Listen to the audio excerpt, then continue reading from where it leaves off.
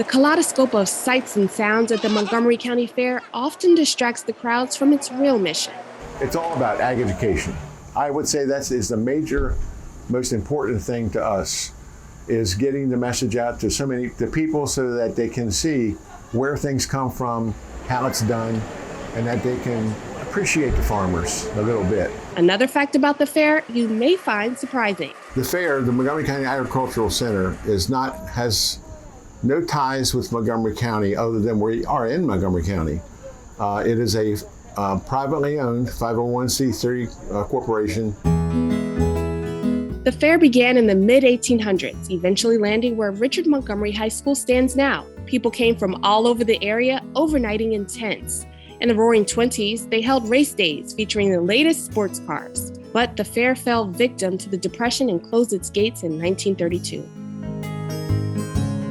In the late 1940s, a farmer named Herman Rabbit donated the land in Gaithersburg, where it now sits. Once again, farmers pitched in to lay the groundwork.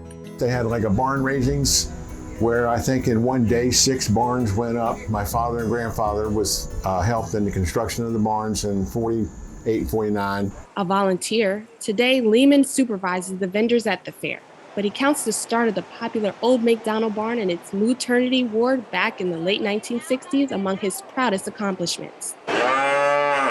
Old McDonald's is a big deal because we have a maternity ward where we have a farmer who arranges with his breeding to have a half dozen animals that will have their calf during the fair. One that comes out here next to sound and comfortable. This doesn't have enough bone, doesn't have enough length, doesn't have enough extension for me. This fair was built by volunteers, and actually even now we only have a handful of staff. So this whole organization truthfully is run by volunteers. We have the small staff that is paid, but everybody else is volunteer. I've been involved with the fair all my life because just love the fair, and I think that is with most of the people.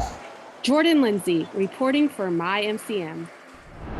If you find our videos useful to you, please like, share, and subscribe to our channel.